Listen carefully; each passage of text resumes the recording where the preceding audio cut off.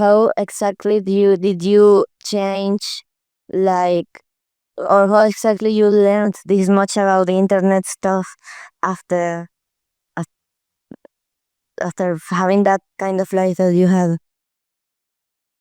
It was mostly survival, I guess you'd call it. If I didn't, I'd kind of be left behind, and so I had to learn. But I didn't learn, I'd be But like at first, at first you was alone for 2 months. You say you survived 2 months alone, and then you found like a family or something. yeah, basically. And how did you survive for 2 months alone? Mostly just so I told you this in DMs, but I got abandoned near a cliff. So I kind of just piled a tree stump against the cliff and then piled some twigs along it, so it created like one on Mm, so like, the ground ate grass and whatever tiny bugs I could get my hands on. And with fire, so I just ate it raw.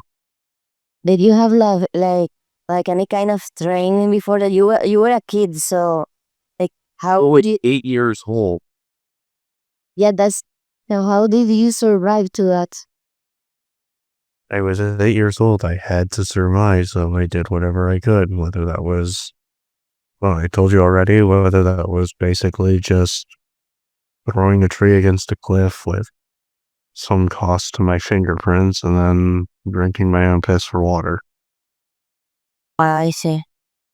But like, did you have any kind of knowledge on this, or do you think it was just instincts? It was mostly just run of the mill instincts. Like, again, I had to survive, didn't matter how. And did you learn any more over your experiences, perhaps? In the 9 years I was with the second family, yes, I learned quite a lot.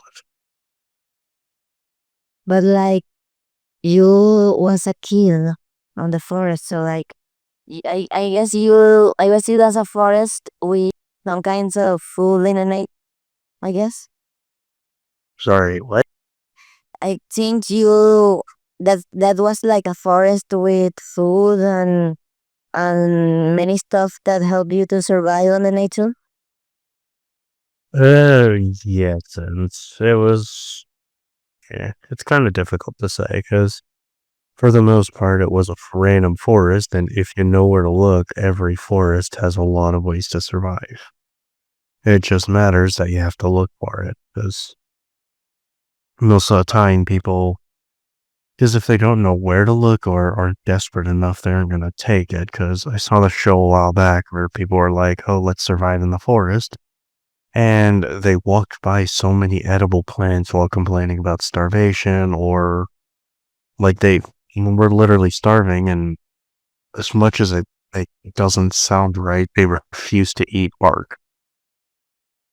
Wouldn't bark like irritate your intestines eventually? You know, if you ate enough of it. Yeah, There's a lot of yeah, but like whenever you're starving, do you got a choice?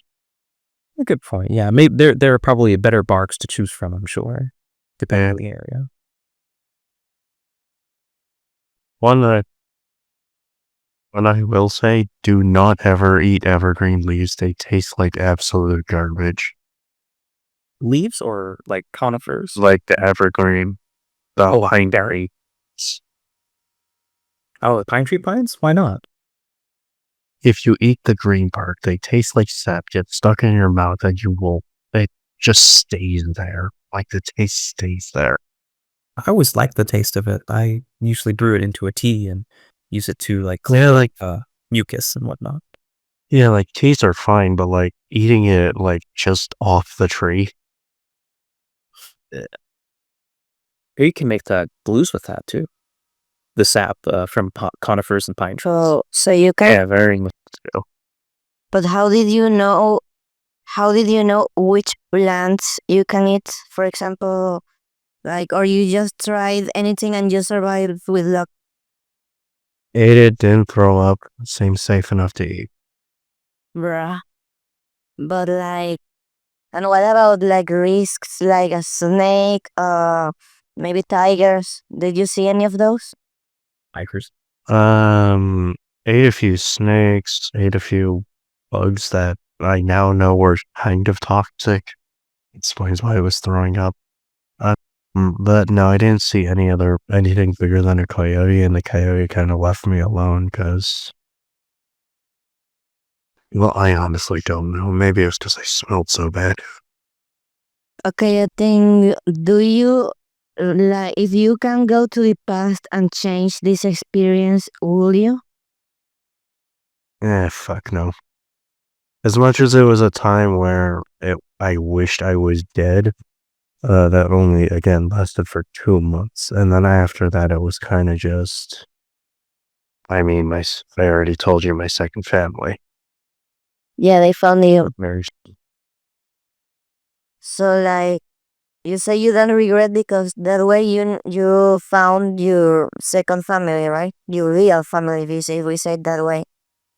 But like why you feel you will not change anything? Like do you think that made you stronger or that made you part of who you are or what exactly?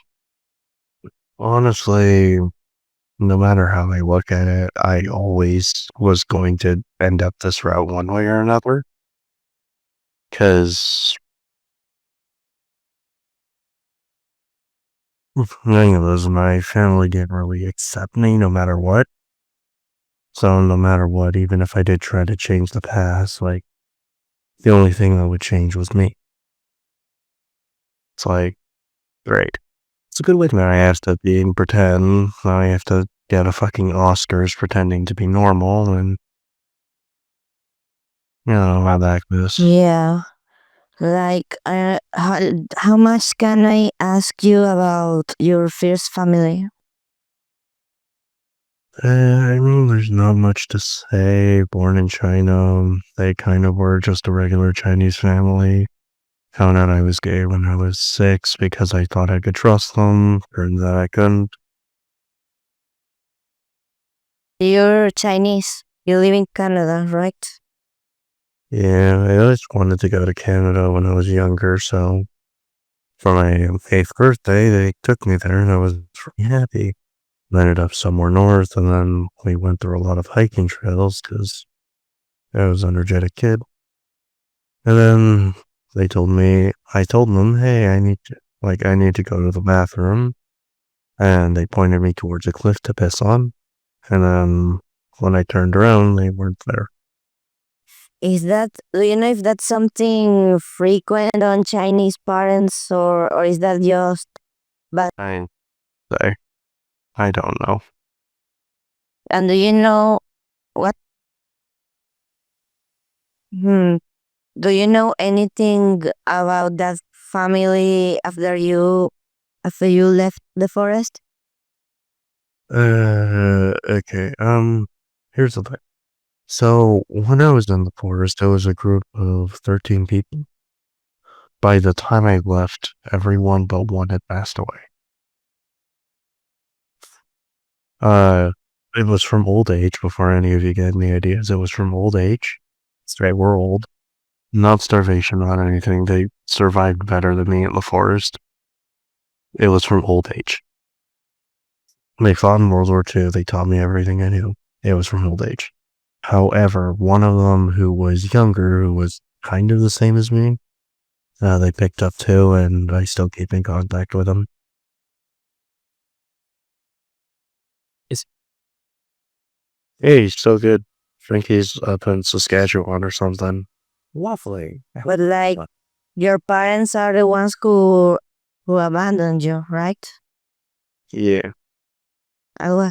Do you know what's happened to them? Oh boy, okay. So after I got to 22, when I got a stable job, had a stable-ish life, they showed up at my doorstep begging to be taken in because one of them decided to gamble and lost everything. So then I decided, as like the final bit of repayment for everything they'd done, I decided, you know what? I am going to let you live in this like this apartment. It has everything you need. It's got bathroom, bedroom, etc., etc. Like it's enough for you to live in. And they complain day in, day out about like this thing not being there, that thing not being there, no paid vacations, etc., etc. So now they're kind of just living as an annoyance in my backyard. Wow. But like I guess they stayed on kind of. Didn't you sue them or anything like that to have like $1 million or anything like that? Mhm. You did sue them after that? What do you mean shoe? Like, hold the fuck up? Go with the law to a courtroom and talk about what they did to you and ask some kind of compensation. Yeah.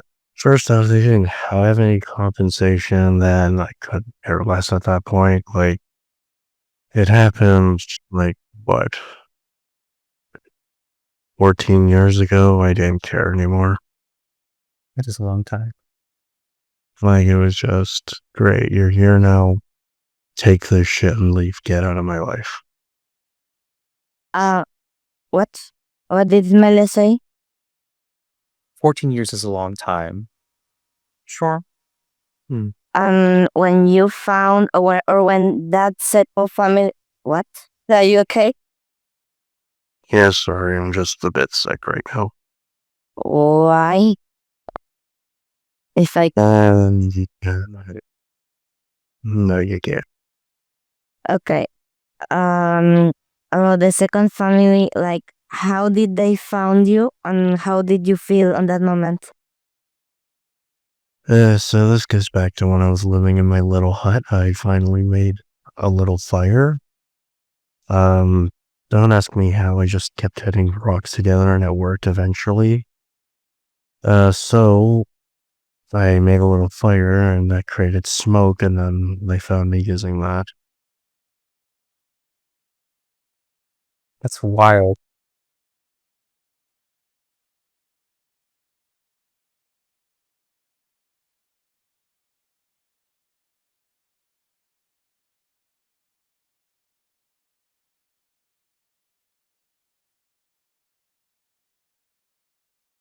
Wait, I was muted on the stream.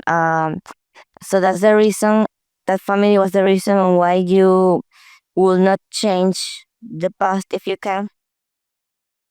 Yeah, I'd meet them 100 times out of 100 because they shaped me who I am today.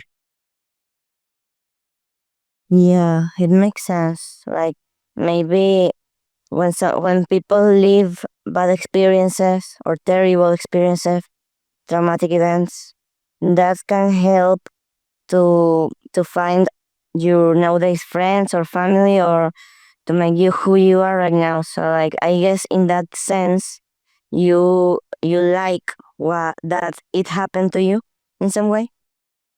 Yeah, because it gave me eventually my motto of if you ain't working, you ain't living, and well, I'm always living because that's what they taught me to do.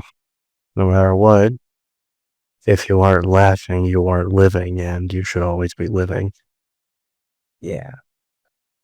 Okay, and after you came back to society, what was the first thing you did or the first steps you did to have a normal life? First thing I needed to do was to get them a proper burial.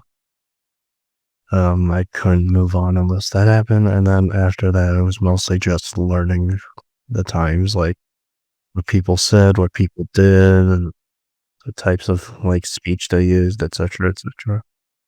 Just making it so I could fit into society, and so I learned.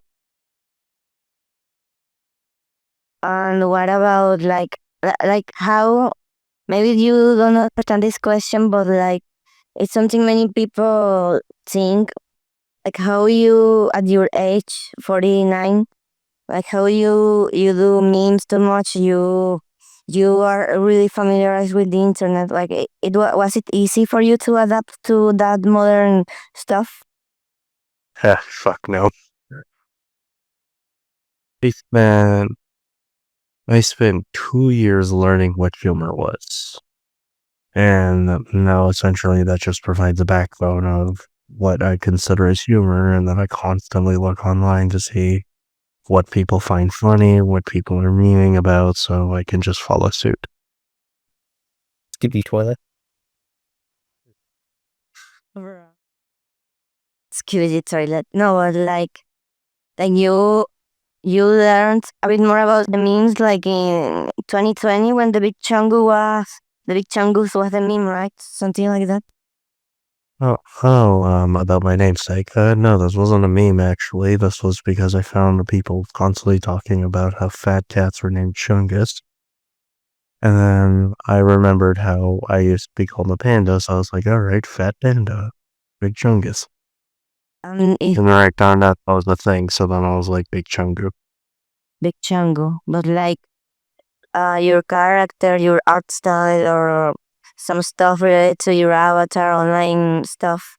Do you think they are influenced by like Chinese references, Chinese culture a bit? Because I see your character. Sorry, what were you saying? Yeah. So I was asking, uh, when you choose to have panda as a character and some style on your avatar, on your online stuff and humor, do you think is that related to your Chinese culture or something like that? Tangentially so. I guess I should explain how I came to be for this character.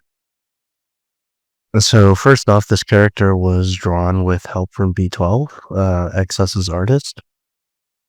She allowed me to kind of work with XS's character to try and create my own art style when I said I wanted to practice, and gave me some helpful tips. Okay, but the idea of the character was not made by you exactly. So essentially, back when I was rejoining society, I kept getting teased as panda, because they're big, fat, and useless. At least that was the general consensus back then, and seeing I was an easy target being a nerd, they kind of made that their thing. And then I decided to look at that name, and I was like, yeah, I don't really like it. So then I thought about it, and I was like, what else are pandas known for? Being comfortable, being big, and being soft. And I was like, okay, I'll just take that, where like people keep calling me panda, and I'll be like, okay, I'm big, I'm soft, and I'll like people. And there you go, there's my namesake. Beautiful. What about? I have a question that I don't know if anyone else have at this point, but like, do you? What was that? I saw your mouth changing for a moment. Like you have Oh, the yeah, that's a thing on reactives. You can set an image for mute and for deafen. So mute is that I have a piece of duct tape on my mouth, bruh. and then deafen is I have a bag on my head. Bruh. Okay, that's funny actually. You have so much potential to become like a streamer or anything like that. Or if you have the time in the future, did you? Maybe in the future, not anytime soon though. I have a lot of stuff to clear up, and because of my job, I can't exactly reveal reveal a lot of details. So there's a lot. Oh, well, that's understandable. But like sometimes you have like the night free, like you can use that to install OBS to start practicing. Even if it's just like for an hour or two, it can be it can be good if you start that way. Like there's a way to start for everyone, and you have many communities that will help you. Like in my case, I will help. Pillow access. Yeah, but for the most part, I'm not really looking towards streaming as like a personal thing, because as much as I like to speak with people and connect with people, I am terrible in both those regards. I know my personality, and it's not a personality fit for streaming.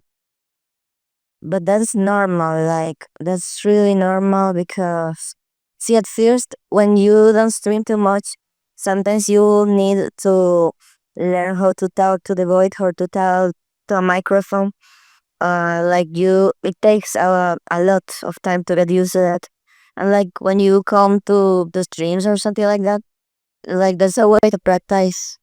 Like I don't know, you can find oh you can find the free time or anything like that any moment when on the future. Who knows? Who knows? But you have potential. I will support you. I will support you. So like Maybe, well, that's far off in the future. I have a question that is I think Mele probably has the question too. Um do you think or at any point or at any time did you like want or consider to go to China? And I mean, depends on what you're saying. Because as a like person, as a visitor, I've been there multiple times. The food is great. I like it, and I really like going back there to eat and see like the kind of culture there because it's really beautiful. However, as a like job, I hate it. Not because of the people. God, no, the people are really nice. They're really accommodating, and it's really sad what they're having to go through right now. But for fuck's sakes, the government could go die in a hole there. Nice. I heard the economic situation's pretty bad in China. It's not even the economic situation. It's like basically, think about China right now as USSR back then. Yeah. Everything is against the people. You have no privacy, and everything you say can and will be used against you. Just like the internet. Nice. No, I think it's really different. On internet, you are just a number for the big companies, but in China, like they care about anything you say. Like actually, you should not say anything bad about Chinese. Yeah, you can't say anything about Tiananmen Square Day. You can't say anything about Winnie the Pooh. You can't say anything about generally like America. You can't say anything about. Even in Canada, even when you live in Canada, you should not talk bad things about Chinese government in case you have to go someday or anything like that. In case you plan to go again in the future. I mean, the thing is, whether or not I want to go, I have jobs there, so I have to go sometimes. And they're not fun, I'll tell you that much. You know, most of the times I get sent there to take care of some dirty work, and 9 times out of 10, I end up being said dirty work, so not fun. Oh, you're still alive. Yeah, because I refuse to die. Bitches can't kill me even if they tried. Are you discriminated in Canada for the Chinese? Not really, no. It's kind of just all, like, because in the first place, not many people see me, so it's like, kind of just a whole hell of a lot of whatever. Sure, there's always gonna be those weirdos, but it's like, yeah. Like when you there's another thing like I don't know if I should say this, but like I guess that's not bad. But you was sent to. Can we explain or can you explain the reason why you were sent to Canada and abandoned? Like, the reason I was dropped off here, Yeah. I mean, it's kind of like, I mean, long story short, it's just, I liked Canada, I wanted to go there, and to them it was a convenient excuse to, like, leave me, so. Bruh. No, that's so like in when they came when they go when they were again on China. Like nobody cared about where's the children, where's the child. I mean, it was only you, right? Where's the child? Where's the kid? Where's the boy? Like nobody say that the government didn't do anything or what. I mean, the easiest solution was just marking me as like, oh no, we lost him, and then that's the end of it. So like legally you died, right? Basically, yeah. But your legal status is still dead. No, I since got it fixed. Well, I mean, technically, I'm still dead there, but it's a whole lot of issues I can't talk about. Okay, yeah, and then let's not talk about too much personal legal stuff. Are you like well, I guess maybe we should mention that you're undocumented or something. Do you have documents to like? Yes, it. You have travel docs. You have travel docs, though. Yes. They will not doxy you. You can be like the person with an identity behind a big crime, you know? Basically, the whole thing is I have a special passport. It's like it ties to technically an identity, but it's not mine, and the system recognizes it as mine despite it not being. It's like a whole thing. Yeah, it's like there's a whole bunch of countries with the treaties for undocumented persons, right? And all of countries signed this treaty so they could take care of people who somehow don't have papers or something like that, right? Oh no, it's nothing like that. It's more of I have a special document. It ties to a different person's identity, but it shows up as mine whenever I scan it. Based. It's just to avoid any like documented issues because if I have to go somewhere and they don't let me, I don't want to have to pull the I'm literally here because your boss ordered me to be. So I just have. Nice. Alrighty.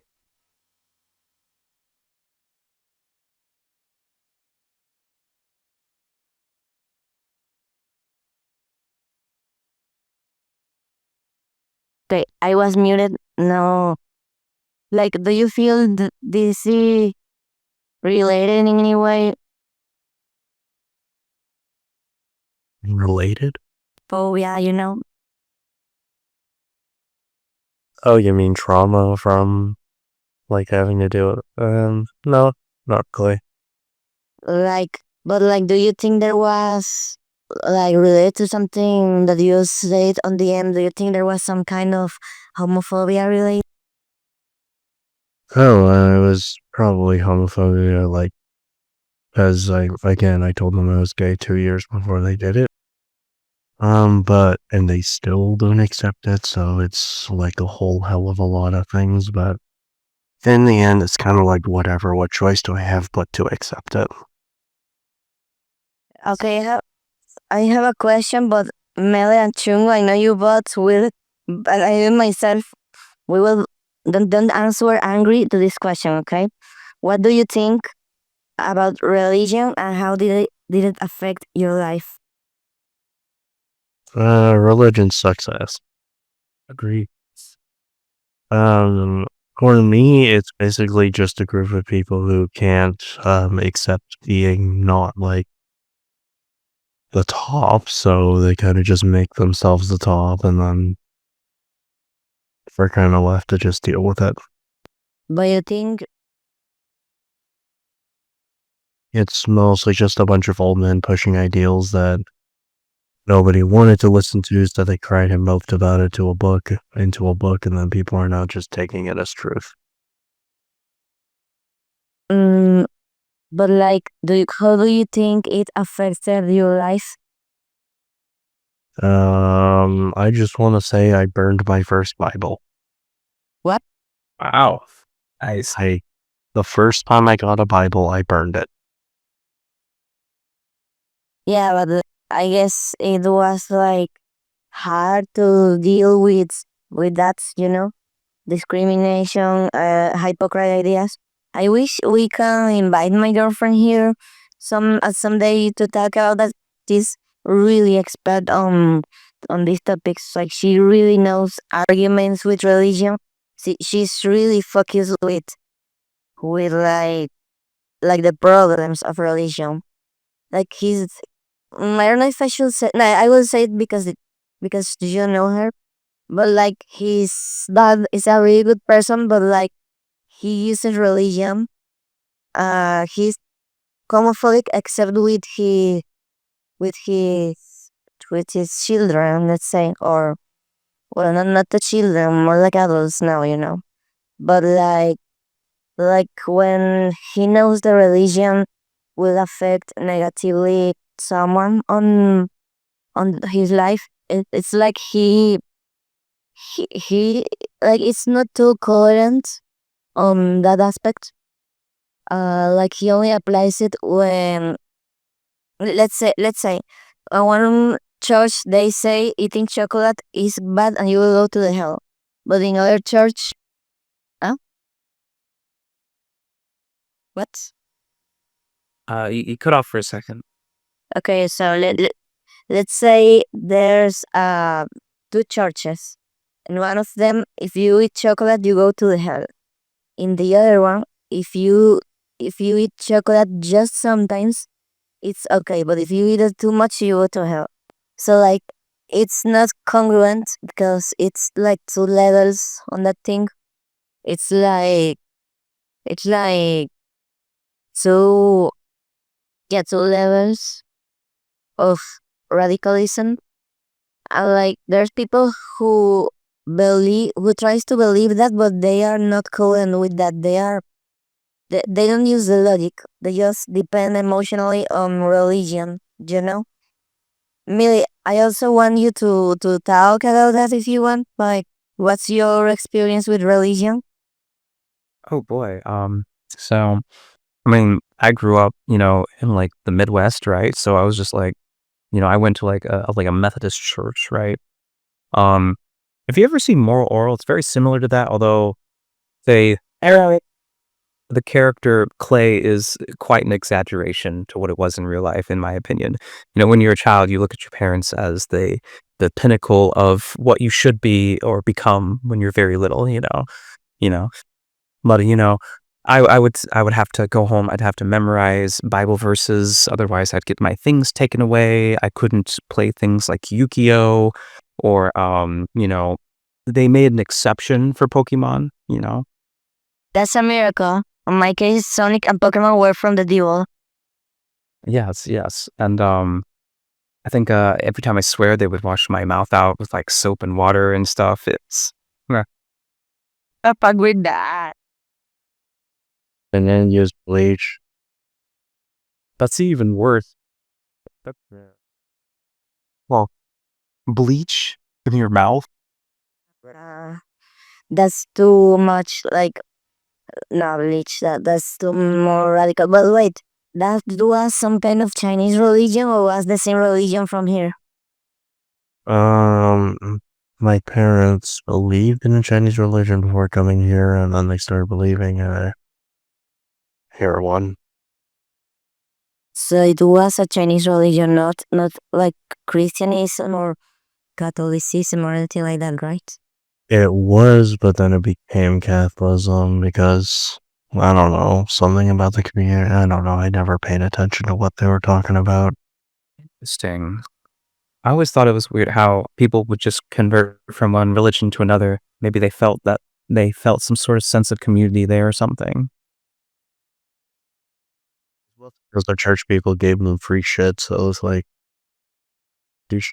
Before continuing, Millie, do you think you can put your VTuber avatar on the virtual camera on Discord? It would be a bit complicated. I was not prepared for this. I did not know I was supposed to do this. So, yeah. Yeah. Okay, so like uh see the thing is, who was the closest person, and this is for both of you, the closest person you had that was fan of religion in a exaggerated way? A fan of religion? Yeah. I guess it'd be my father, I like, wait, what? I'm confused. The religion fandom. A religion fandom? Yeah. I mean, he was just the most. My father was the most into it. Obviously, my mother followed suit. She would, of course, bend and interpret the rules to her own liking as well. Mom had a tendency to do that. Um, so, yeah, it was like that. I was always told that gay people, you're not supposed to hate them, right? You accept them. You don't hate the sinner. You hate the sin, kind of thing. That was the very common thing. That was what we were taught in church, at least in the O's, right? And when I was in school, it was not a good thing to be called gay. It was an insult, right? So it's like, oh, you're so gay. You're such a faggot. Just weighing someone with extra steps. Like, what the fuck? No, right?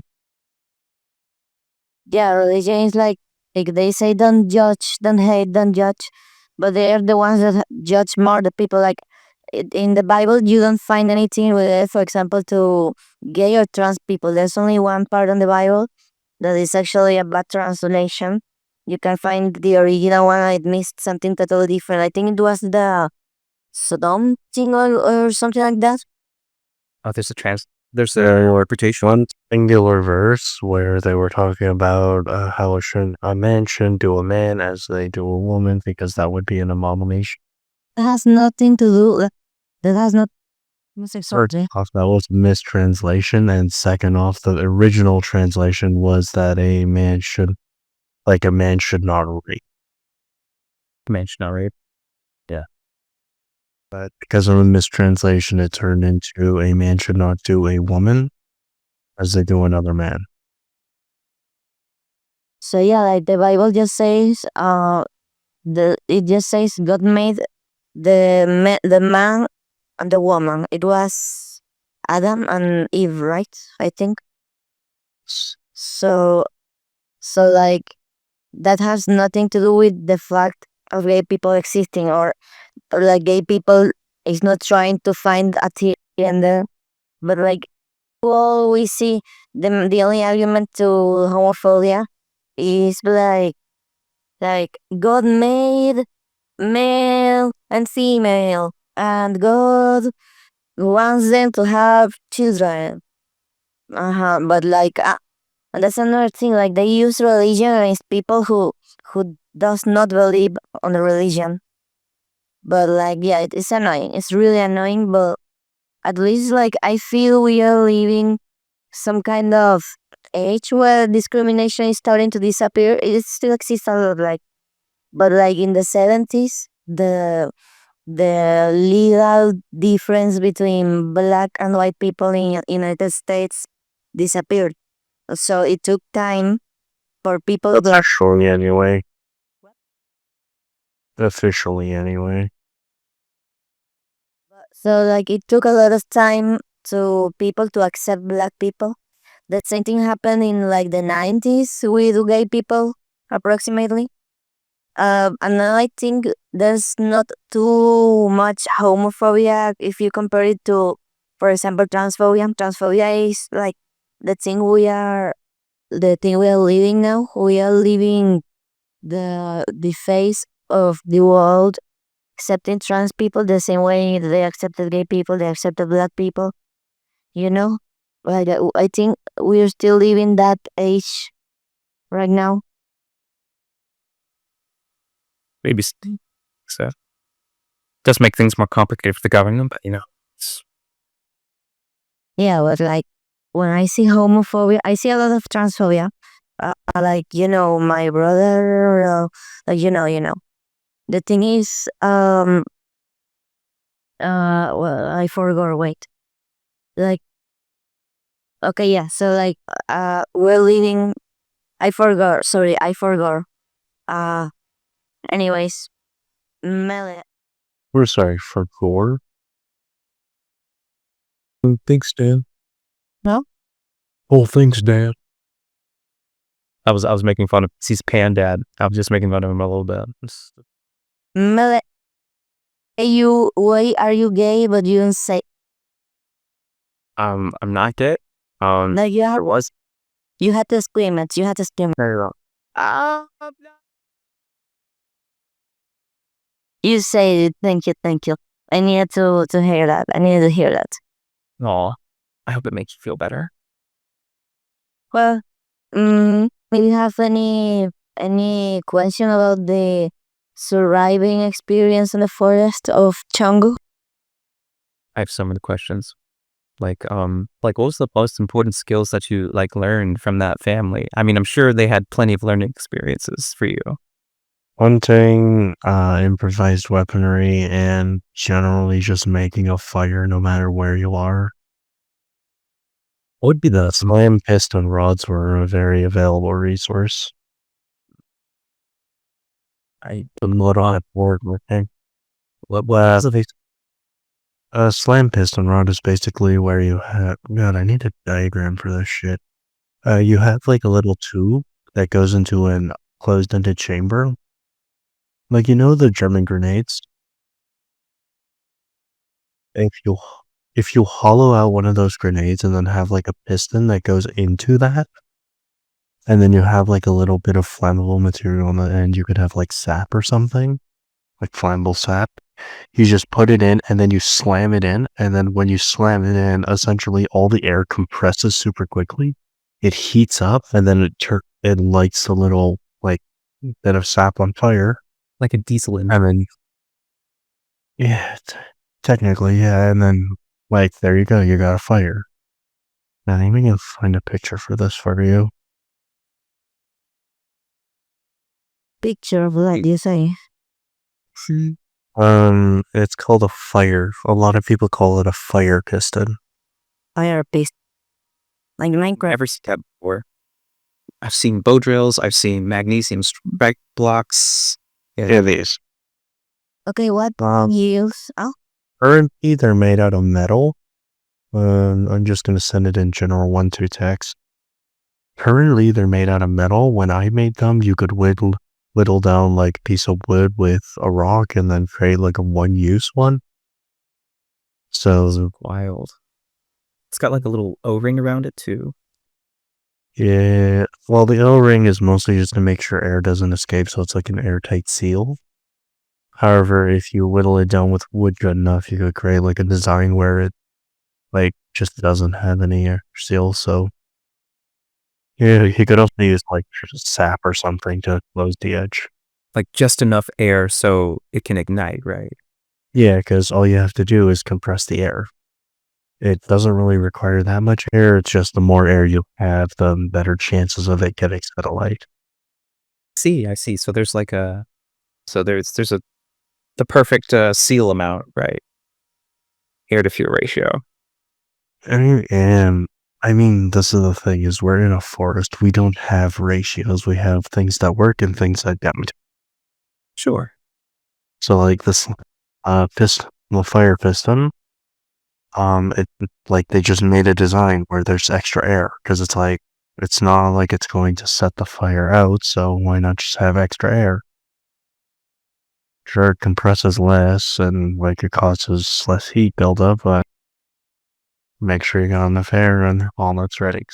so you learned skills there. Like you learned mechanical. You learned I learned survival skills. I learned numbers. I learned algebra. I learned society. I did not learn mechanical skills. And what about also you had to eat spicy food, and that's why those ramen noodles I sent you. You say you ate them and they caused no effect on you. Well, I was suffering with that, and I am a person with experience with spicy food, and even like that, I suffered. Or like so, yeah, you can eat. Did you try the one chip challenge? Yes, I have. I ate it. It did not taste that much different from regular shit. Well, but did you feel it spicy? I felt my tongue turning blue. I felt a little bit of numbness, and that was about the end of it. No crying. No, not really. I did get a bit more snot, if that's what you're asking about. But like, did you know the world record? Oh, the world record. The person who ate more of one chip challenges in one sit was like 60 and something, 66 one chip challenges. So Yeah, but if you really go into like people who can like, because here's the thing, those people are people who lived in places where they wouldn't exactly experience spice as much. Even if they did, it was in controlled amounts. You have not had spicy until you've had to survive in a forest with nothing but chili peppers, no water, and nothing else. That's a talent. Like, you should search online, close to your area, places where they pay prices for eating spicy food in a specific amount of time. Like, you can, or actually you can make a channel based on that thing too. Like, you go to a place, to a contest of spicy food, and you win because the other contestants usually feel the spiciness, but you don't feel. Because usually I don't feel proud of the skill, really. It was born out of necessity, not out of, like, training, so it's like, I go to people who train their entire lives for it, and it's like, what's the point? They trained so long for it, and here I am, out of necessity, just gaining that skill, so What doesn't really sit right with me. I don't think you should. I think you undervalue that set of skill. I think anyone can really become homeless. It can literally just happen to anyone. Yeah, but it's different from homeless, because homelessness, there's always an out. Is there? Like, so what I might say maybe a big problem, but, like, it's, if you really, really look for it, like, if you're willing to basically turn your entire life around, there is always an out in some way, shape, or form. Like, dignity does not matter. If you throw away your dignity, throw away your pride, throw away, like, any hope of basically looking back on yourself and thinking, yes, I'm proud of this moment, then yes, there is a chance to survive. However, in the forest, there is no such out. There is no such thing as, like, I can always fall back on this method. I can always do this. No, it's like, in the forest, if you fuck up once and you forget, hey, I needed to hunt today and we have no more food, you're dead. Period. No out, no one to save you. Yes. So there's a big difference. I have no concept, to be honest. What? I mean, try and think of it like this.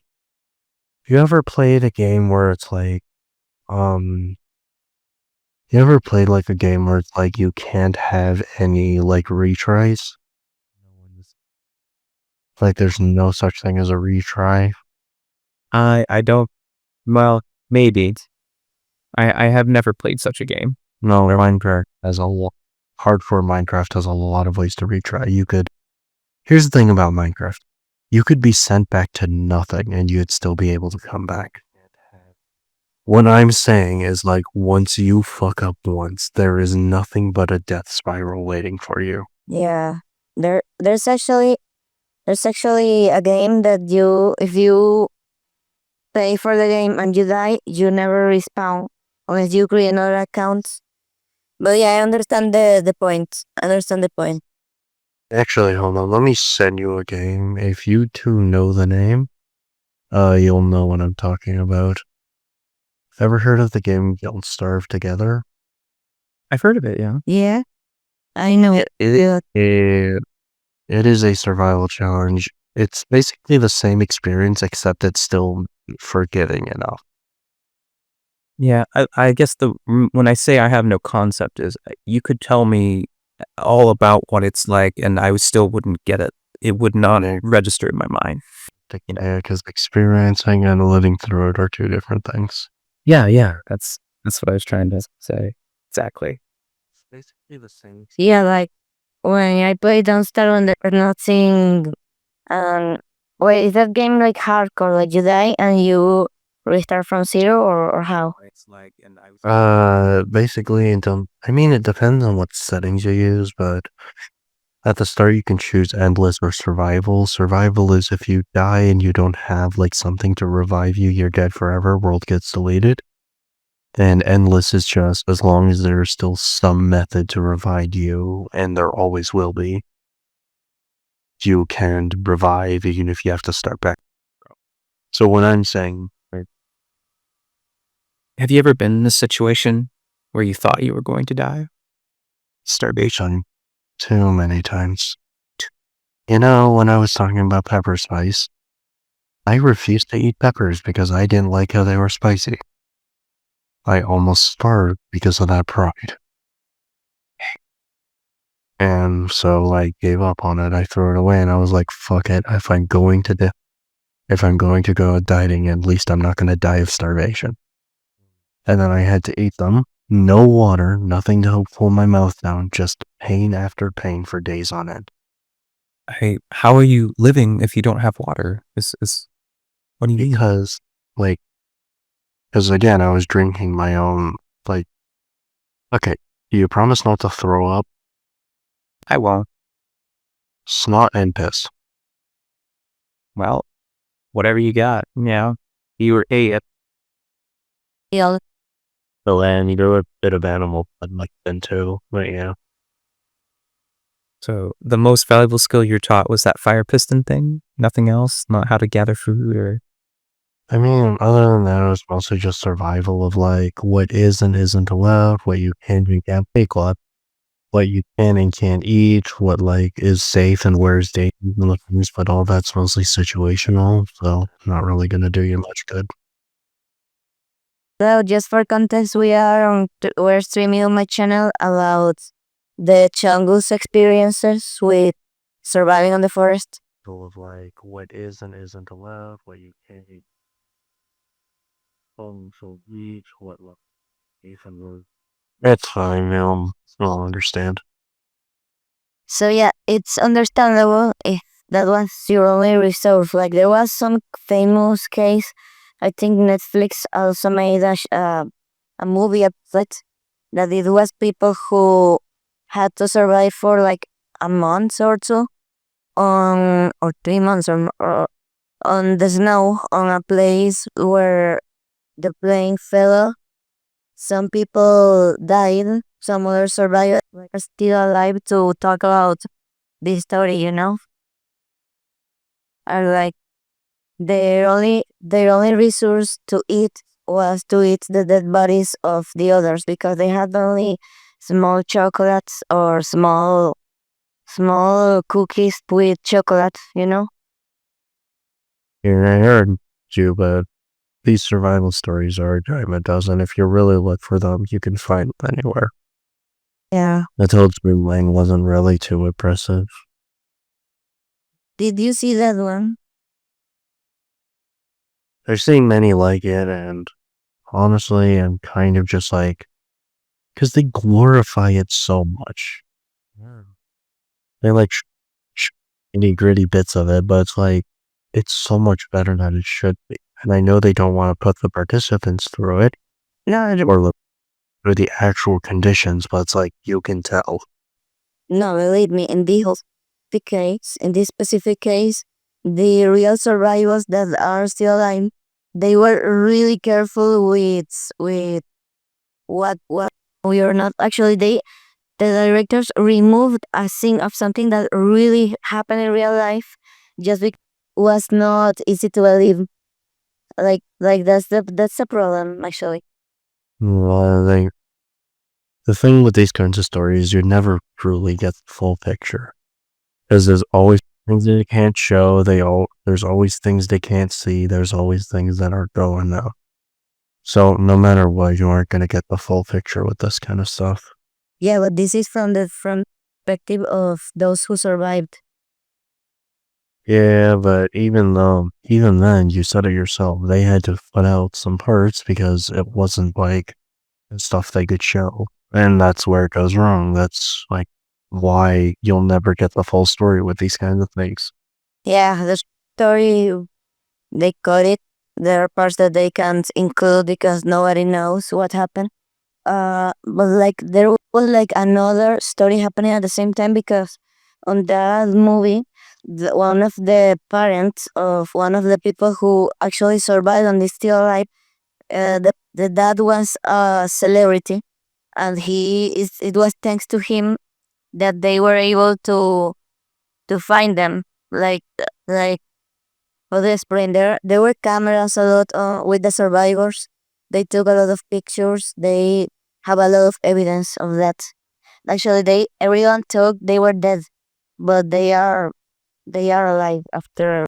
I mean, some of them are still alive. Yeah, here goes that group culture because it's like nobody wants to be in those.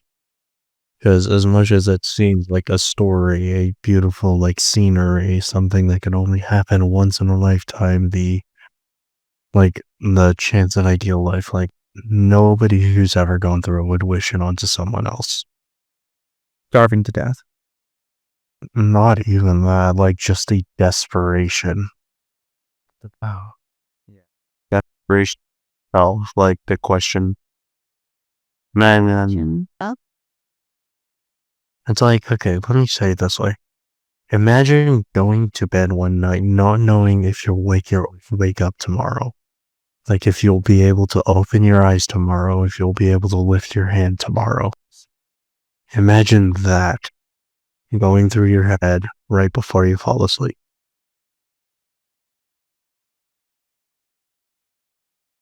mm, so like yeah, I know there, as you say, there are a lot of things that you can't understand or you can't actually know because like nobody recorded, nobody the things that nobody knew. But the question is, will you make if you have the chance a movie about your experience? No, no chance, no. Why? Okay, here's the thing about my story. It is very, very oversimplified. I don't remember most of it. I can't tell you even most of it. And above all else, I refuse to let the place that I have been lost in desecrated like that. Would, would you, if I don't know, if you become famous and you had the chance to go to that place where you survived with cameras with a big team, would you do that? No? Not even the house that the other family had on the forest? Sorry, what'd you say? Not even the cave that your second family had in the story? No. Dang, a cave even. They have. Okay, so a bit of backstory, just in case you don't know. The second family, when they found me, they brought me to a cave they had found. Um, they had gotten it because they literally beat the bear out of it. Means No. dang, a cave even. They have. Wait, I'm muted. Okay, I see you sent up here some while ago on the chat of the BC of the voice chat. What's this tool exactly? Oh, that's what I was talking about before. It was the metal version of the fire piston. We used to make wood versions of this using well, no longer on the pillory salad and some wood carvings in order to make a fire anywhere. But that's the current metal version that can be reused. The ones we made were single use. Make that out of wood. Yeah, so what you do is you find a good log, and then you cut it in half, and then you could make the top part using just by like whittling down the inside. And then you'd use some tree sap in order to basically just coat it so it became an airtight seal. And then that basically just makes sure the wood wouldn't be leaking air because wood is porous. And then the same with the other side where you would create like the long stick covered by the handle. And then on the end, you'd also add like a bit of an additional like blob of undried, like wet tree sap in order to be the igniter. And then that way you could make you could make that using wood. It'd be single use. There's a 50% chance it'll burn your hand when you use it. But it's useful for making fires anywhere, anytime. It sounds pretty reliable, honestly. It is. It just takes forever to make one because you gotta whittle it down from like a good log. And if you find a good log, you have to be very careful. It doesn't. So like this is not the most appropriate. Mm-hmm. Dude, that is a currently made metal version And so if you were to buy it online, that's what you get. It's reusable and it's made to be reusable. So all the items are like non-flammable. However, in the forest, we don't have that luxury. So every item was made to be flammable, so you'd slam the rod down and then just toss it in where you want the fire. Because then the sap would ignite, the wood would ignite, and basically turn into its own little campfire. So like you obviously didn't have this commercial version, obviously, but like uh, a version that you made with wood, right? Yes. Yes, we just have the version we made with wood. And this version, you require kindling and other stuff like that to use. So you can actually get the fire going. With the other version, it lights itself and then it kind of just becomes its own little campfire that you can toss more wood onto. Jeez. Yeah, but the issue was, again, it was single use. So you'd have to make a whole new one if you want a new fire. So the new ones trade convenience for like, I don't know, just not having to trade just I guess the older ones save more time in the moment, but the new ones save time like whenever you have to on time, or you don't have to keep making new ones. Yeah. Was there be what's your favorite method to make fire with if you I don't know, just all these fire pistons were really the only good method I was taught. Other than that, there was bow drilling, there was flint and steel, which was the original way I made fire. There was generally just creating sparks. There was also like a few other ways that relied on using specific types of plants because there was a specific type of plant that were Uh, did my connection die or? on friction. So if you rubbed it really hard with kindling in between, it lighted on fire, but a bit.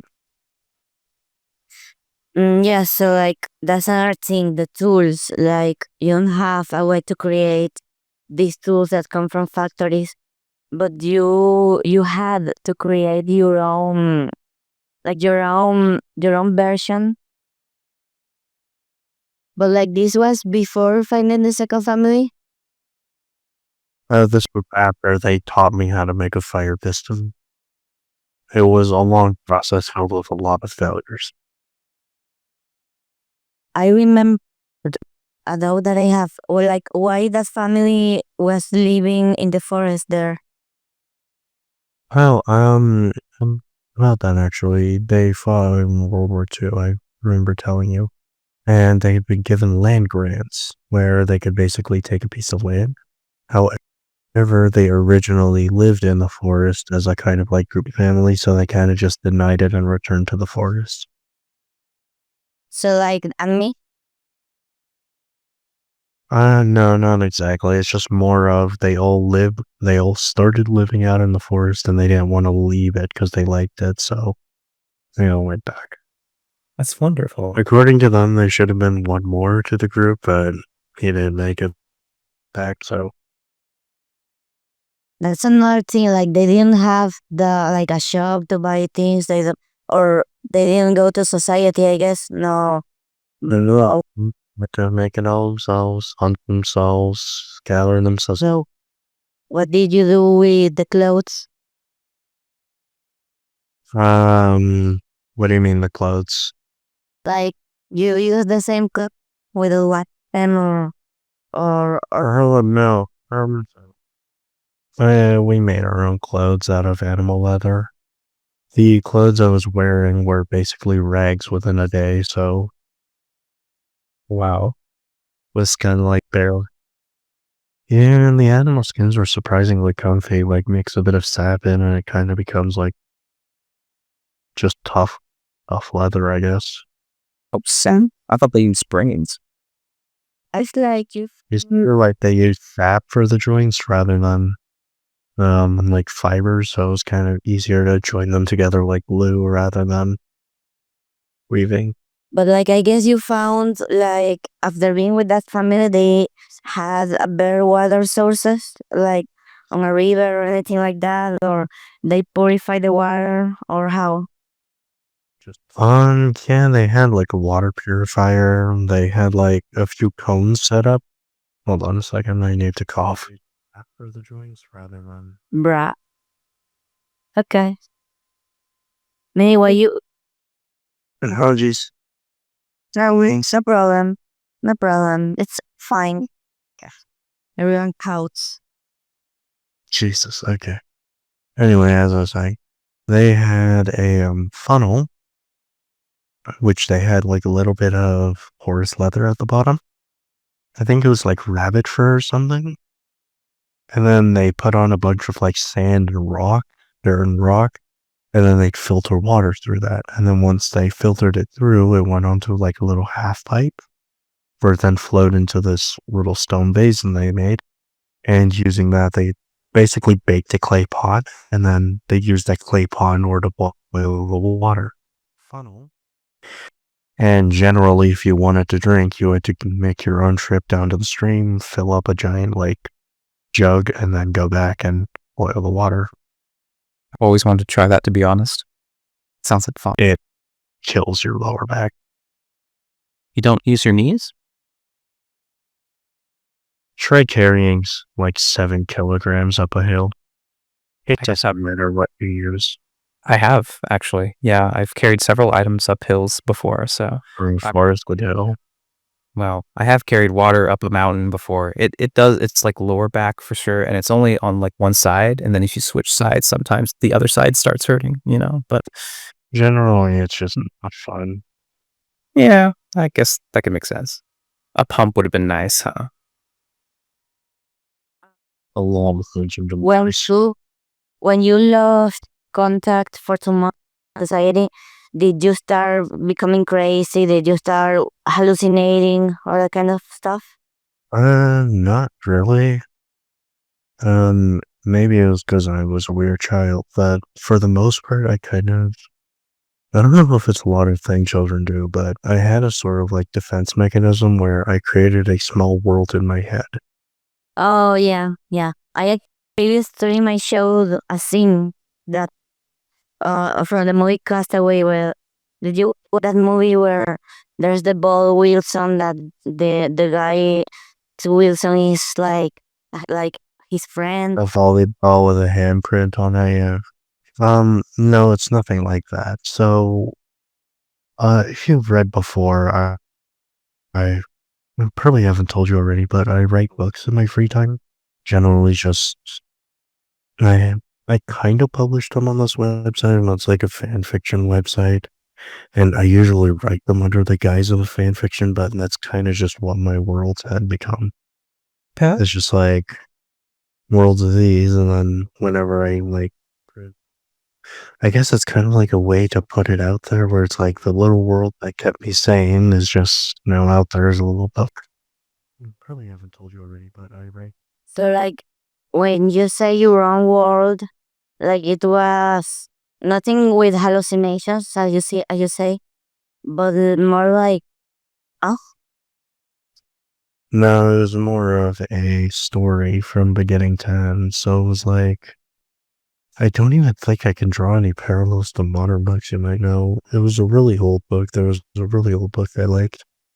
It was essentially about a person who grew up nothing but mining, and then through mining they found like a glowing rock, and then that kind of gave them powers.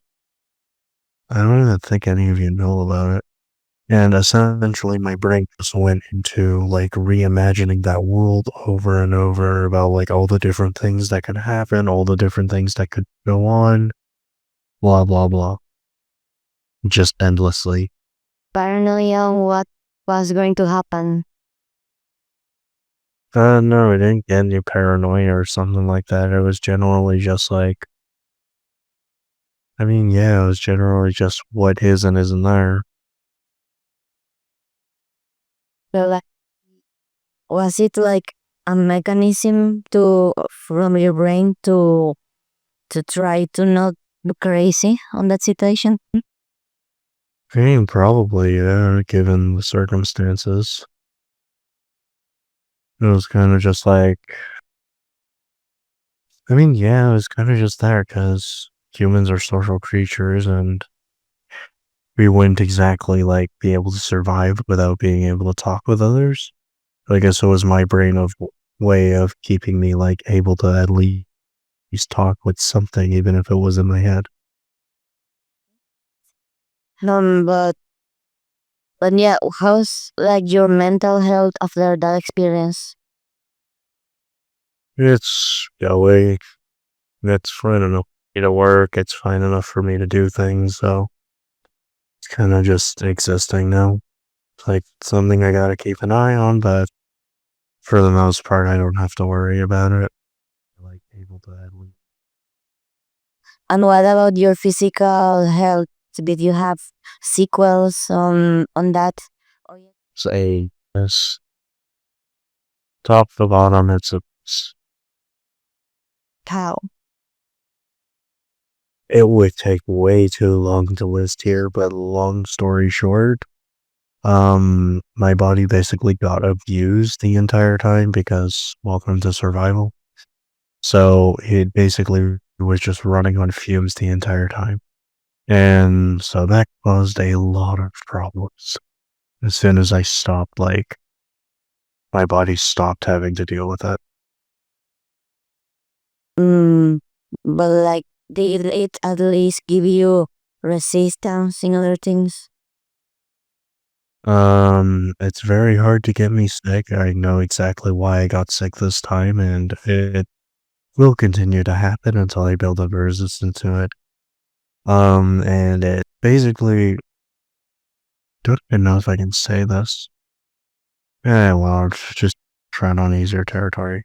But essentially, it just turned me into a person who doesn't get hurt very easily, and even if I do, I can keep going. Resist. So like, do you think you what's? I think that's worse than military training or something like that, right? To it. I mean, military training, as terrible as it is, still takes place within a survivable situation. Like, they make sure you won't die. That's a baseline to it. Of course, some accidents do happen where people do actually die, but for a general part, it's not supposed to kill. Do you think you will resist tortures or think that other people will not resist, right? Honestly, I hope no one has to go through what I went through. Just knowing how I wish that on anyone. Um, but no, honestly, I feel like my training was more survival based than anything. Of course, I learned how to make weapons, how to generally just do things and survive, but like for the most part, I don't think my training would do well compared to modern military training because modern military training is all of combat and survival with modern stuff. Like, if you catch a modern military person with a fire piston, you'd have the image I sent you. They wouldn't know how to make their own gun, but they'd be able to use that one, so there'd be no point. And For me, like they are prepared. Okay, so I'd say the difference is they are prepared for the modern survival. I am prepared nothing survival. and that was in the 70s or again or like those years. It was 80s. I'd argue that you'd have a better chance anyway, because if the soldier doesn't have any way to communicate with anyone in the area, then he's fucked, you know? No, because the thing is with soldiers, they are very tough trained. Because again, like the people who trained me were soldiers. The people like they taught me everything they knew and then some. So the thing is with soldiers, their regiment is terrifying to say the least. And even though I did it, I kind of still shiver at the thought of it. Because it's just, it's hell on earth. That's the only way I can really describe it. Hell on earth. Yeah, because like the stuff I went through, the life I went through. I mean, you were drinking a. You me raised to like drink a little dirty. Yeah, but like the way the soldiers did it, like the way they taught me. Imagine being like 14 different roads really forced you with no map bug, and you were told survive for 2 weeks. 14 years old, no map. No map, no topography, no nothing. You know nothing about the area, not even where water or food is. You survived for 14 days and don't get caught. On That's the kind of survival trick. But like I guess it was a bit easier with with your second family, but like they lived in the forest for their own decision. Yes, yeah, they had a chance to, like, they had a choice, or it was like they could go back, but they didn't want to. For them, because they left with, I believe, 14 people, they came back with 13. It was kind of like they didn't want to, they basically wanted to join their 14.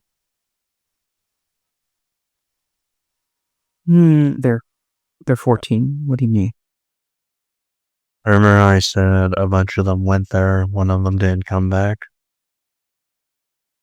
So, but like, did they like when they decided, or the last person alive decided to bring you to a normal life? How was that exactly? Was it when the previous person died or something? And how old were they? In the end, I believe they were like 90 something. The final person kind of last Dave. And they basically looked at me and this other person who was like 40 at the time. And they basically said, go, there's nothing left for you here.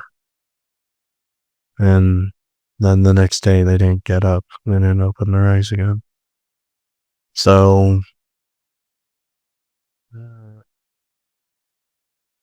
Wow. Uh, do they live? Do you think they live longer because of their conditions or the nature and that stuff? in general, like they lived because of their survival. They just learned and kept learning, and they had no choice but to survive. They didn't get up. They didn't open their. And what about the last one? You say the last one who was alive was like 90 years old too? The last one who was alive, the one who brought me out, was 40 at the time. He was someone they picked up during the war, not after it, or not before it. So they kind of found him alongside and they brought him in, and he kind of just, he was the one who kind of picked me out. Person still alive?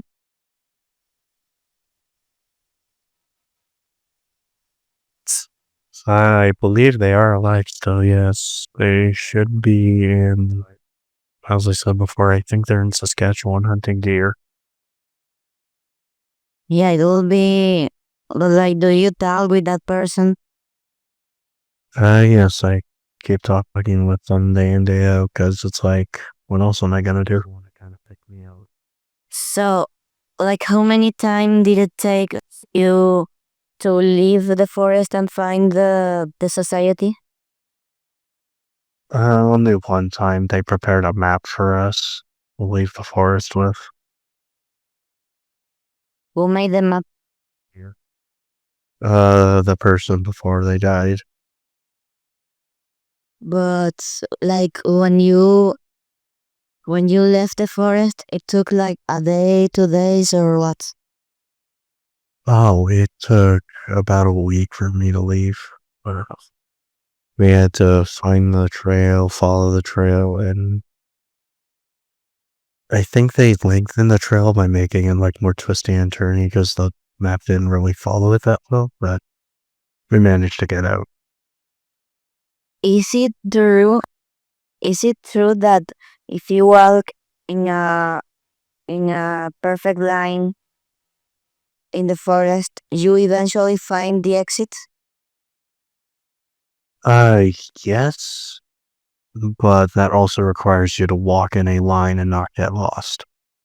Because I tell you, when every direction looks the same, it gets very easy to get lost. I don't really know how to explain it, but when you live in the forest emerald, you get a kind of sense for it. Like, you kind of just know, like, hey, that direction looks like it's south. That direction is east, that direction is north, and oh boy, the training for that was fun. They basically blindfolded me, spun me around a bunch. I was like, which direction are you facing? If I said the wrong one, I got spicy peppers for dinner. That's kind of cruel. I mean, it worked. I learned how to tell my direction. Right? Why do you need to do it blindfolded though? Isn't there like a sun that can tell you where it is? No, because the thing is, when you're deep in the forest, the trees will cover up the sun. You weren't going to be able to tell which way that is. So you need to be able to tell, like, just from a sense where you're looking. So it's like, I was finally able to get my mic to work. Yeah, I know. Honest. But yeah, we're talking about Chungu's experience on surviving on the forest. Like, actually, I wanted to ask something, Chungu, before I forget it. Let me see. What did you feel?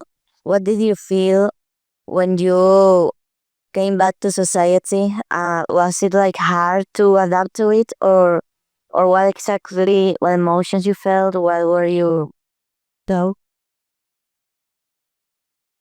I mean, the main emotion I felt was kind of just a sense of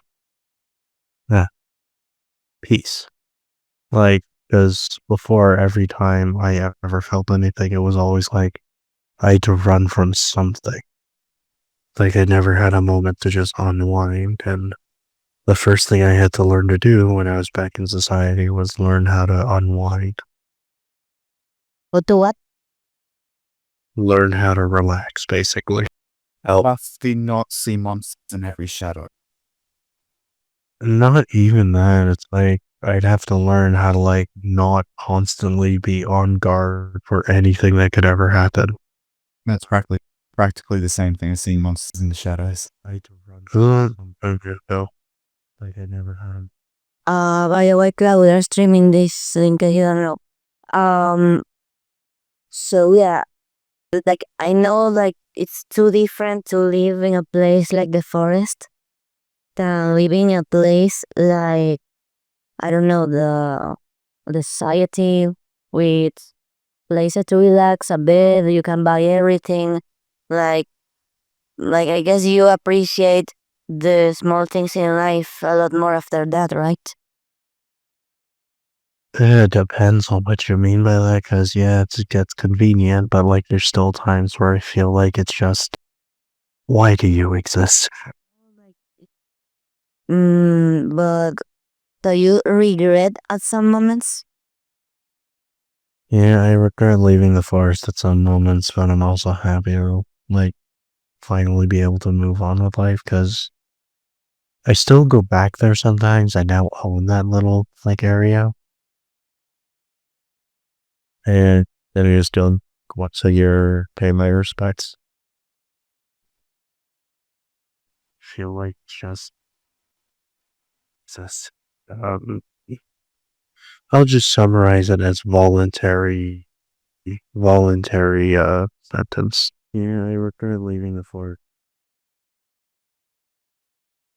Like my question was more about the small things in life, like having a bed, having having a way to buy food instead of having to hunt, having natural, almost unlimited sources of water, that kind of things. Do you appreciate? Do you appreciate? I mean, some moments. I mean, yeah, a lot of the time I do appreciate it, because it's like, it's so much easier now to be able to, like, live, but also sometimes I just kind of want to go back to the forest and go back to hunting. Because I don't know how to explain it, but it just feels so free to be able to, like, run through the forest knowing that you know where you are, and, like, the people you're chasing don't. So like you actually got used to live in the forest for that amount of time.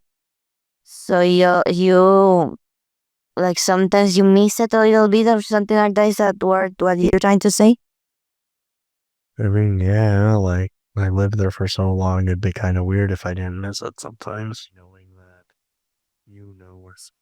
Yeah, like, but I guess it's more emotional than some you actually will want to do because you say you will prefer to not go back there if you have the chance, right? So Uh, what you're trying to say? crying because I didn't know what was going on where I was, or if I do not want to go back to that moment. However, if I had the chance to go back now, then, well, like, that kind of answers. Yeah, Miss Prede says reconnecting. Do you hear me still? Yeah. We were trying to get at that one so. Okay, I guess the stream will go. Okay, it's fixed. It's fixed. There are just moments where my Wi-Fi dies for a moment. But yeah, what's the thing we were talking about? Uh, just to remember. I guess just to remind you or repeat what I said. Do I want to go back there now? Yes, I go back there every year in order to pay my respects and generally just kind of like reminisce. However, would I want to go back to that time where I sat alone in the forest not knowing if I would survive or not? No. Because that was when I feel like I was at the closest point to breaking. Or actually, no, there's a few points closer, but that's the biggest one for me. Where I felt like I was just about to break. Yeah, now I understand your answer a bit better. Uh, is there anything else you want to add before moving the topic of the stream? Is everything else going ends? Because if not, there's very rich break TV and stuff. What are like I'm kind of interested in all of these survival stuff that you made, like soap, like ways to filter like water, that sort of thing. Maybe portage even. What do you want to learn about that? Because I thought you said you learned a lot from that those old people you were with. You only mentioned fire, which is there's a lot of ways to make. Oh, guys. Yeah, fire's the biggest one. There's the other thing where it was basically just, I mean, you could kind of summarize it in generalized survival skills of how to keep a place cold in order to make sure you have edible food to eat, how to basically how to hunt, how to track animals, how to, well, yeah, create fire, create rope, create homes.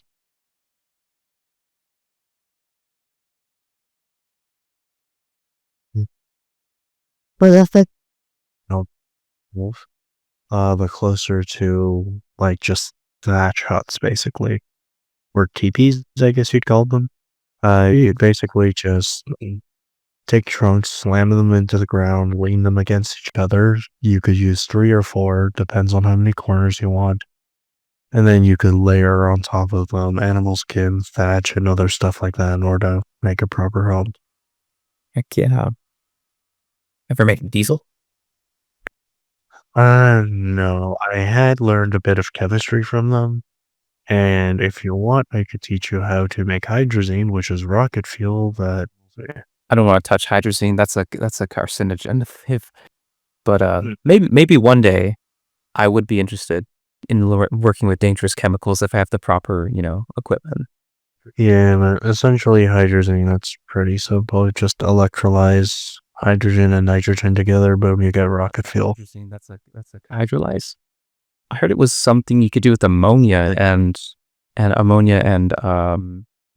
like Yeah, there's plenty of methods. The one I learned was you electrolyze them, like run an electric current through it. And apparently boils off. Okay.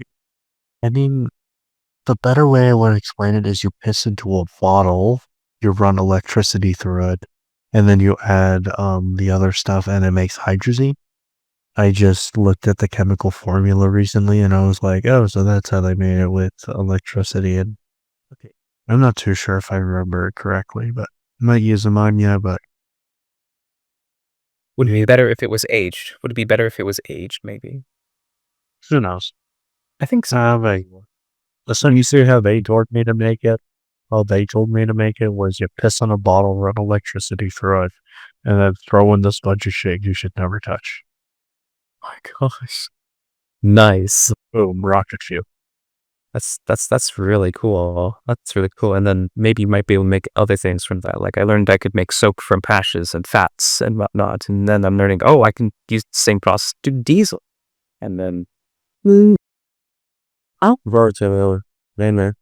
Lemons are surprisingly useful. You can use them to clean. You can use them to create detergents. You can use them to create soaps. You can also use them to ward out of the Another question of that. By the way, anybody smell here?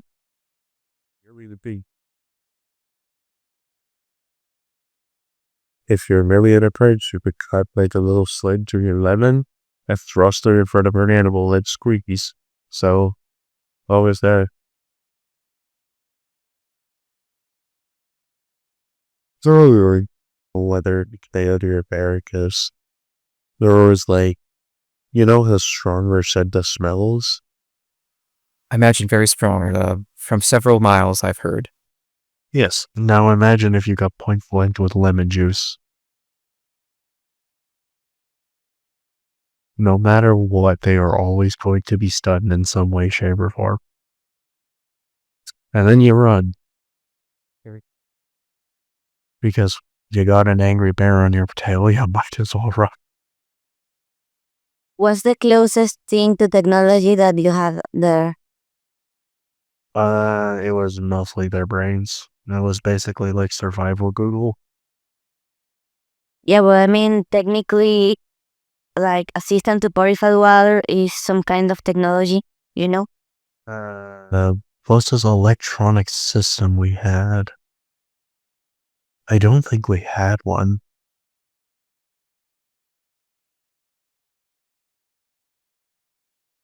I'm pretty sure the only thing we had was a hand crank generator that used to teach me electricity. And what you used, Need a bunch of wires and some light bulbs. what you used electricity for? They mostly just taught me how electricity works and how to use that in order to light a fire. This one going to survival, lipstick skill about fine. A bingo. I mean, yeah, the entire reason you do anything is just to have fire of some form.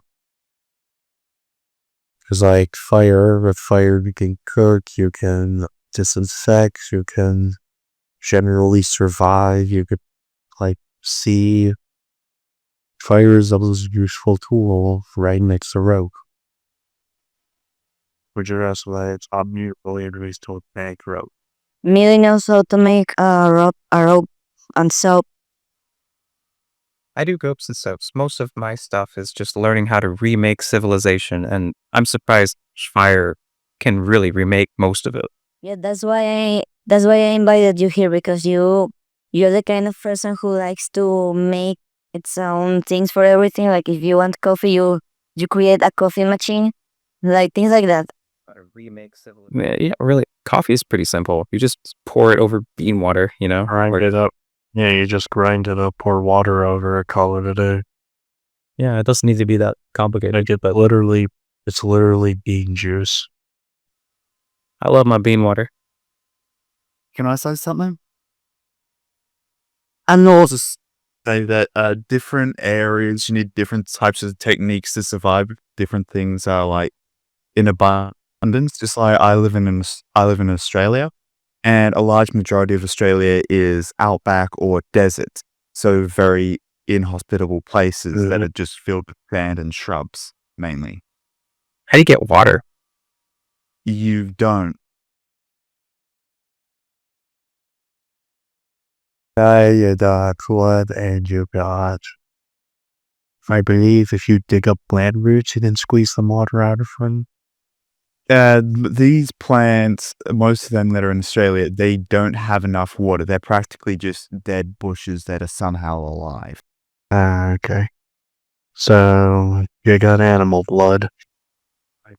And There's but that. a lot of the animals are very fierce. So can't normally hunt them. It's more like fighting them. Enough water.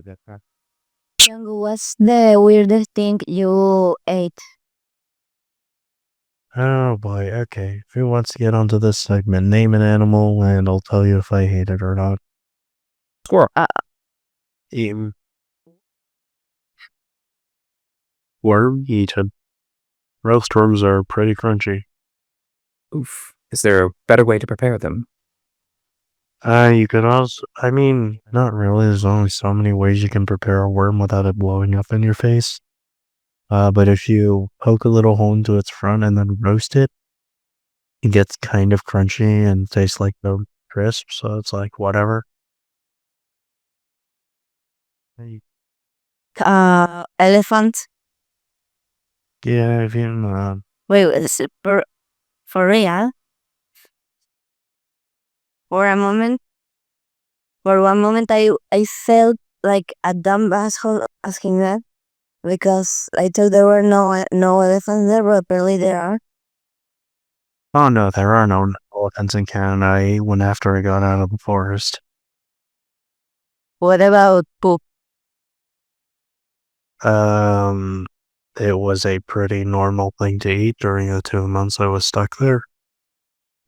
Poop or pine Not bark? no- Both. Has anyone here tried kangaroo meat? Yes. I will. So What about scorpion? Slightly bitter if you don't take out the poison sac. Otherwise, it's pretty crunchy and slightly meaty. They pop like little firecrackers if you roast them on a fire. Their juices taste a bit funny. No, depends on which species and ants.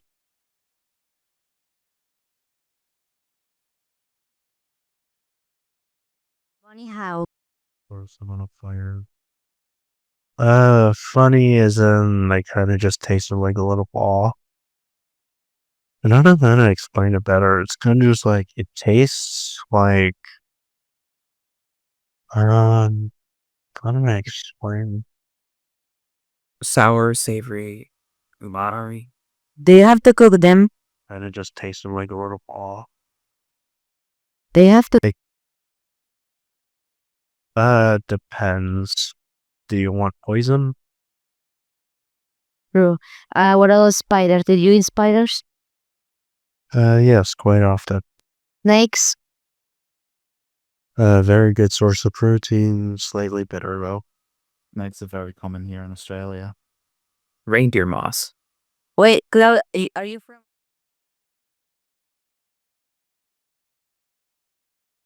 Yes. I don't want to remember reindeer moss.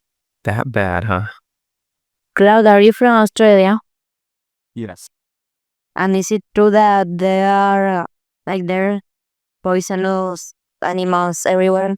Like in your house, there can be suddenly a poisonous spider or 10 of them or scorpions or those things. Yes, but most things here in Australia, if you don't be stupid, you'll easily survive. And one of the most poisonous spiders that we have is called the daddy longlegs. It's a very common spider. That's just Stingings.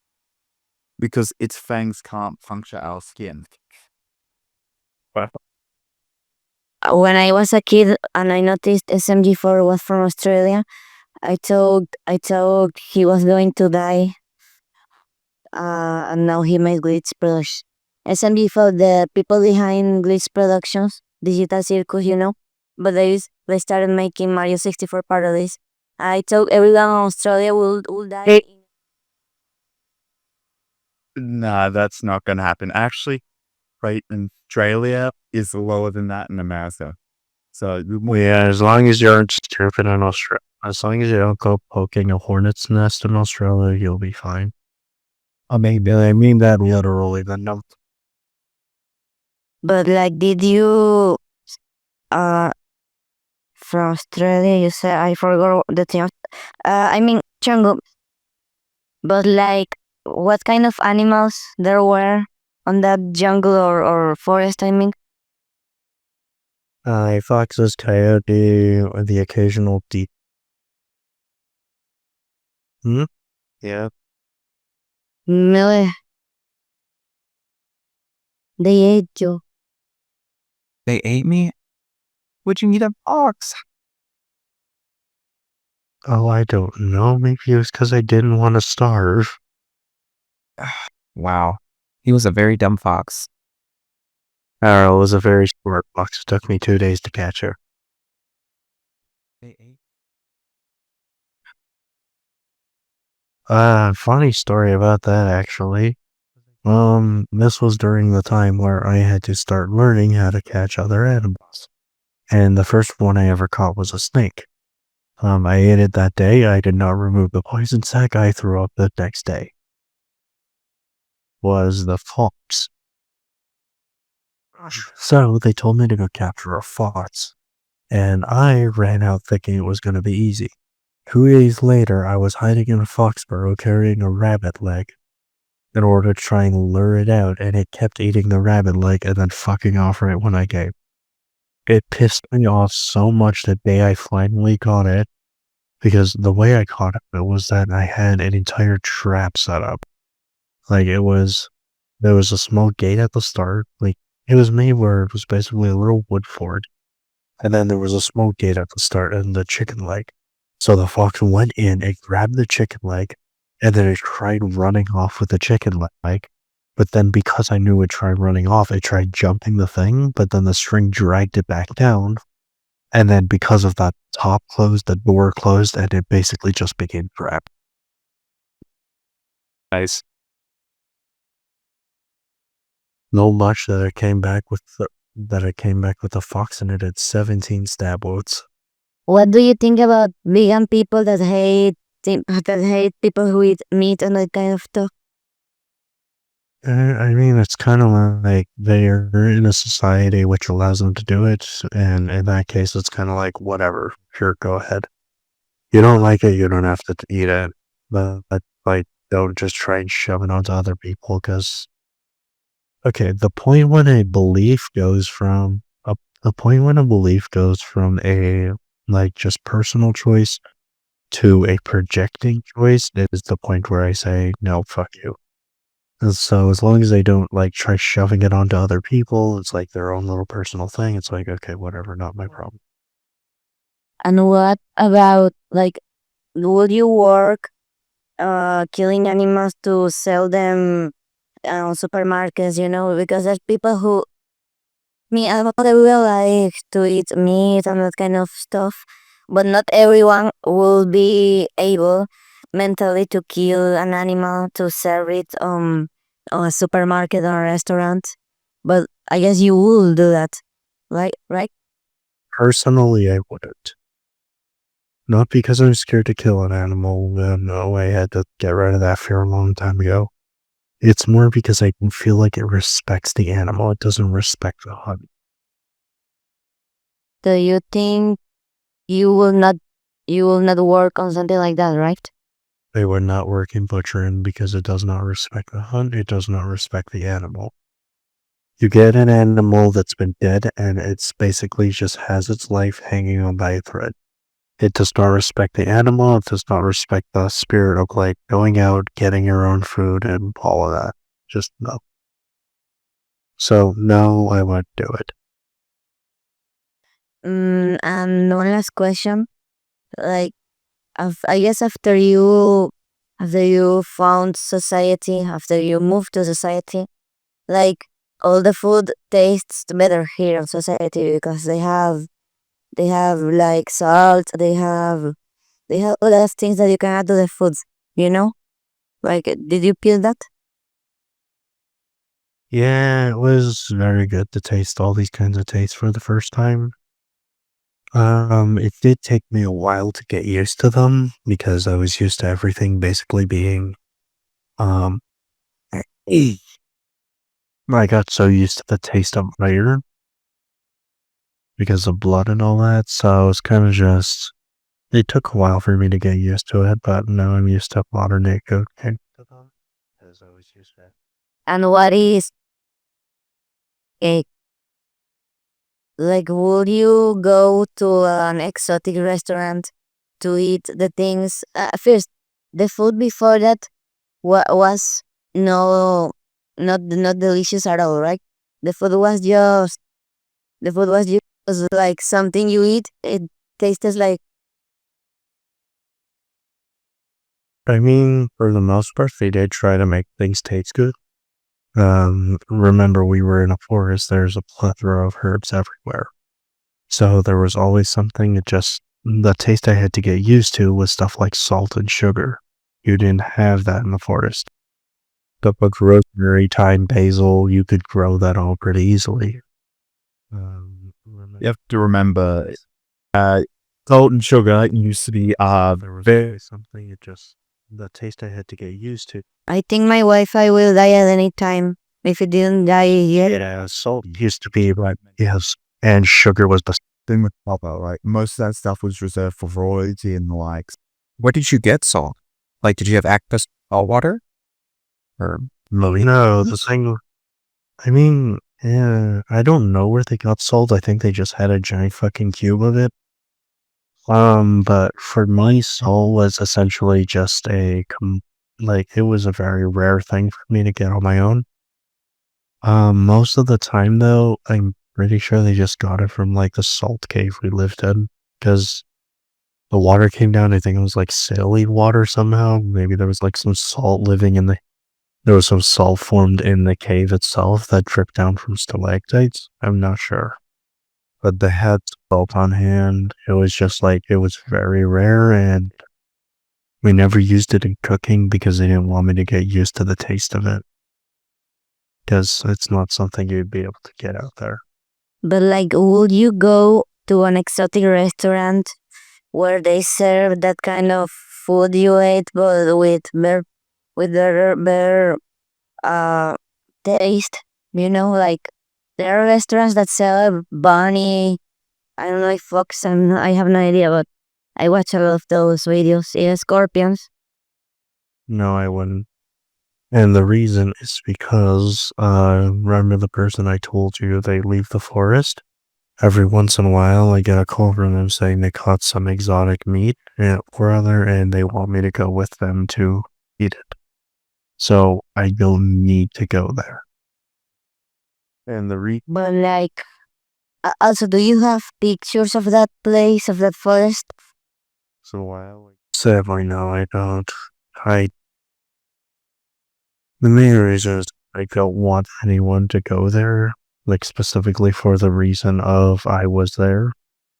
So I try not to keep a connection as much as possible. So you will feel badly if famous YouTubers start going there and recording that as a place to survive on a challenge and things like that. You will feel offended. Not offended. I feel like it'd more be a desecration of whatever my people, the people who trained me stood for, because they always stood for the land, for the people. Like the land was for the people, and the people should give back to the land. They shouldn't like. I feel like I want to respect that group. Yeah, in some way. Or like, Seems sorry when you said that YouTubers going there to survive, like things like I Show Speed and other YouTubers like that going out there just made me laugh to myself because I don't think they'll be able to survive in that areas.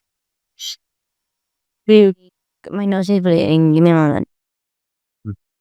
And most of the time with people like I Show Speed too, they don't really survive there. They go there, they bring a bunch of stuff with them, and then they leave trash all over the place.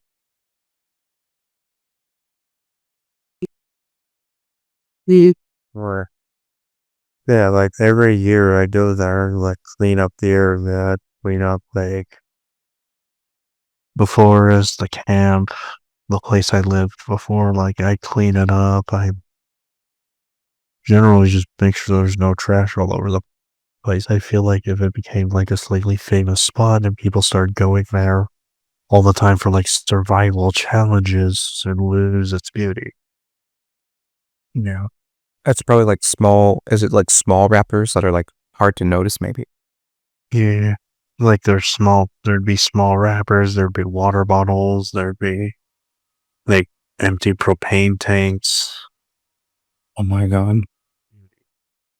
Oh. So I feel like if I ever went public with that area, it would become a trash site.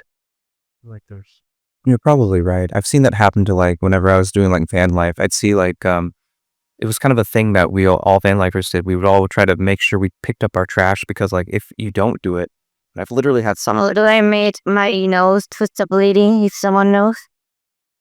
Hmm? I mean, if you want to help with the bleeding, you can turn your face up, and the blood will flow back into your body, and it'll stop bleeding eventually. something with coagulants in it. Yeah, it just takes a little while for your blood. Basically, there's so when the wound happens, there's like a little hole, and as your blood flows, the platelets gather, and it just helps like clog the hole. Basically, and to help clog the hole, blood needs to be flowing because it comes from all like there's platelets in your blood, but they can't actively go towards the wound, so they have to kind of be carried there by the blood. So, like, if you bend your head up and then the blood keeps flowing, eventually the platelets will gather enough to fix all the microscopic cracks under in your blood vessel. Right. That makes sense. Yeah. But like dilating the veins or messing with the vein pressure may not be a good idea.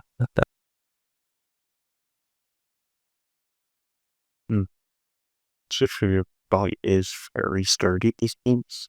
When you're waiting for money. And stuff. So even if you like start messing with your bodily fluid pressure and all that yada yada, your body's still gonna be able to handle all of it. It's just gonna take a little bit of time for it to get used to it again. I've always said this before about it again. The body is very sturdy when it wants to be.